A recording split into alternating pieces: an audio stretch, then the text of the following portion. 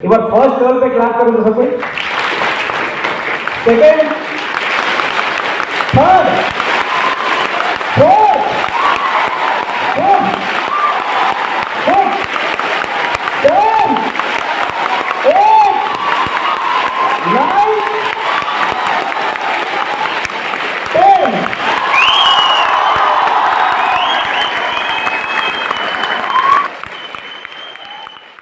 Thomas Edison ने क्या किया था?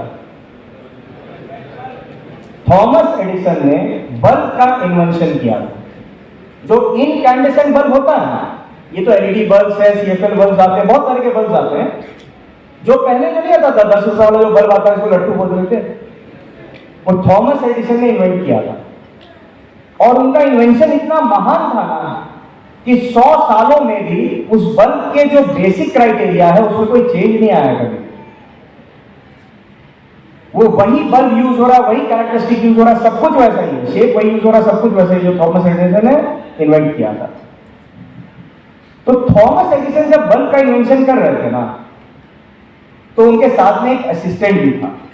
थॉमस एडिसन के बारे में हम लोग सबको जानते हैं क्योंकि वो बहुत महान फिगर है, बहुत कुछ है, लेकिन उनका असिस्टेंट के बारे में जनरली हम लोग ठीक से जानते नहीं। थॉमस एडिसन जब बल्ब का इन्वेंशन कर रहे थे ना, उन्होंने एक तरह से बल्ब बनाया, नहीं बना, कभी फिलामेंट जल गया, कभी बल्ब बस्ट कर गया, कभी हीट बहुत ज्यादा निकला, लाइट नहीं निकला, कभी वो अनस्टेबल था, कभी कुछ हुआ। करते रहे 2 साल 3 साल बीत गया। उन्होंने ना 10,000 तरीका से ट्राई किया था और वो बल्ब नहीं बना था। तो थॉमस एडिसन सोच रहे थे कि हमसे बल्ब बनेगा कि नहीं बनेगा, क्या होगा, कैसे होगा। तो उनका जो असिस्टेंट था ना, वो उनको बोला ना कि सर, दुनिया में अगर कोई बल्ब बना सकता है ना, तो वो आप ही बना सकते हैं, क्योंकि दुनिया में सिर्फ आप ही हैं जिनको 10,000 तरीका पता है जिससे कि बल्ब नहीं बनेगा। अगर और कोई अब बल्ब बनाने के लिए आएगा ना, तो पहले उसको 10,000 तरीका खोजना होगा जिससे कि ये बल्ब नहीं बन सकता है, तब वो उस 10,000 एक तरीके पे जाएगा और वो बल्ब को वो बना पाएगा। फेलियर ऐसा नहीं कि लाइफ में नहीं आएगा। हम लोग कुछ भी ट्राई करेंगे ना बाबू, हर जगह पे फेलियर आएगा, हर जगह पे प्रॉब्लम्स आएगा, लेकिन सक्सेस तभी आएगा जब हम उस एक फेलियर के बाद उभरते जाएंगे। यह है थॉमस एडिसन का एक कहानी। फिर थॉमस एडिसन का एक दूसरा कहानी है। जब उन्होंने वो बल्ब बना लिया था, ठीक है, थॉमस एडिसन बन चुके थे, तो उनका जो बल्ब बनाने का फैक्ट्री था ना, वो एक वर्ल्ड क्लास फैक्ट्री था, ठीक है। पूरा दुनिया का बल्ब उसी फैक्ट्री में बन रहा था।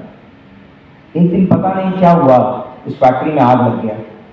रात का 2 बजे का बात है, फैक्ट्री में आग लगा। सब कोई आया, फायर ब्रिगेड उसको बुझा रहा है और सब कुछ हो रहा है। फैक्ट्री में आग लगा हुआ है, सब कोई आया, सब कोई परेशान है। थॉमस एडिसन भी आए, वो भी परेशान थे कि यार फैक्ट्री में आग लग गया, इतना मेहनत से सब कुछ क्रिएट किए। उनका वो असिस्टेंट उनके साथ में था। वो असिस्टेंट उनको बोला ना कि सर कोई बात नहीं है, हम लोग जितना भी गलती किए थे ना, सब में आग लग चुका है। अब हम लोग नया फैक्ट्री बनाएंगे और एकदम बढ़िया से नया से स्टार्ट करेंगे, और इस बार जो हम लोग का बल्ब बनेगा ना, वो फ्लॉलेस होगा, क्योंकि हम लोग का सारा जितना भी गलती था ना, उसमें वो सारा कुछ धुल चुका है, उस आग से खत्म हो चुका है। थॉमस एडिसन का एक और कहानी। जब थॉमस एडिसन बच्चे थे ना, बहुत छोटे थे, क्लास 4-5 में होंगे, तो वो स्कूल में जब पढ़ते थे, तो स्कूल से ना उनके जो प्रिंसिपल थे, उन्होंने एक लेटर लिख करके भेजा, थॉमस एडिसन को दिया कि जाकर के अपनी मम्मी को देना। थॉमस एडिसन ना एक्चुअली बहुत सुपर ब्रिलियंट नहीं थे, वो थोड़ा सा ना उनके पास कम दिमाग था, लोगों को ऐसा लगता था, ठीक है, थोड़ा सा चैलेंज थे। उनके प्रिंसिपल ने वो लेटर लिख करके दिया कि जाकर अपनी मम्मी को देना।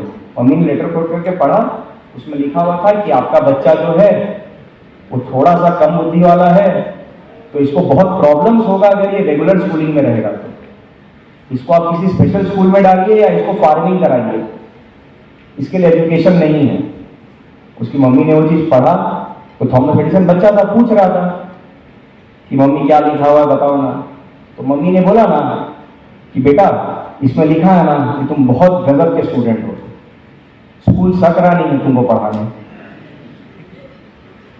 थोड़ा सा आराम से पढ़ो और फिर तुम दुनिया में बहुत बड़ा कुछ करके दिखाओ। ये थॉमस एडिसन का तीसरा कहानी था। बाबू हम लोग सब जो है ना, हम लोग वही थॉमस एडिसन है अपने अपने लाइफ में। देखो एक मूवी चलता है ना, कोई भी एक मूवी देखते हो ना, उस मूवी में एक हीरो होता है, ठीक है, तो सारा विलन लोग को मार देता है और उसी को हम लोग जान रहे होते हैं और सारा उसी का नाम ले रहे होते हैं। लेकिन उस मूवी में और भी बहुत सारे कैरेक्टर्स होते हैं ना, ठीक है। एक जो विलन होता है वो होता है विलन का सपोर्टिंग स्टाफ होता है, जिसको कभी भी कोई मार के चल देता है, उसके बारे में पूछता ही नहीं है, ठीक है। उस तरह के बहुत सारे लोग होते हैं, हम लोग उनके बारे में जानते ही नहीं है, बात ही नहीं करते कभी। हम लोग बात करते हैं ना मूवी के हीरो के बारे में। हम लोग सब जो यहां बैठे हैं ना स्टेज पर या ऑडियंस में, हम लोग सब अपनी अपनी मूवीज के हीरो हैं, याद रखना। We are all the centre of the universe. Centre of universe समझते हो? यूनिवर्स कितना बड़ा, कितना बड़ा यूनिवर्स? यूनिवर्स इनफाइनाइटली बड़ा, इसका साइज एग्जिस्ट नहीं करता। इसका सेंटर कहां पे बताओ?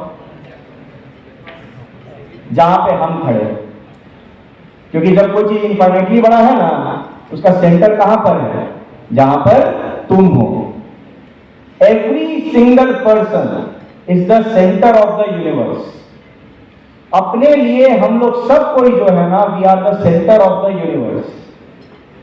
हम सबका करियर अपने लिए बहुत इंपॉर्टेंट है, हम सबका लाइफ अपने लिए बहुत इंपॉर्टेंट है, लेकिन हम सबको अपना लाइफ जो है ना उस नजरिए से देखना होगा, उस क्वालिटी से अपना लाइफ को हम लोग सबको देखना होगा ताकि हम उसको वैसा बना सके।